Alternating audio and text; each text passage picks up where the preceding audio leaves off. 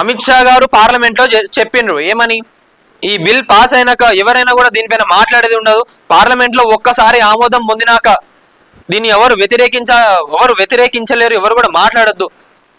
ద్రౌపది గారు ఆల్రెడీ దానిపైన సిగ్నేచర్ పెట్టినాక కూడా ఏ రాష్ట్రాలు కూడా ఎవరు మాట్లాడలేదు దీని గురించి.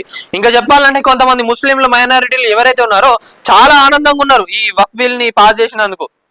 మరి మీరెందుకు ఈ మత ఘర్షణలన్నింటినీ రేపుతున్నారు? ఎందుకంటే ఇప్పుడు రాబోయే ఎలక్షన్స్ ఏవైతే ఉన్నాయో వాటిలో ముస్లిం ఓట్లు ఏడబోయి మీ అధికారం పోతుందని చెప్పి మీకు ఒక భయం. అలా అని చెప్పి హిందువులు ఉన్న భారతదేశంలో హిందువుల పైన అరాచకాలు చేస్తుంటే, హిందువులను చంపేస్తుంటే ఎవరు కూడా ఊకోరు.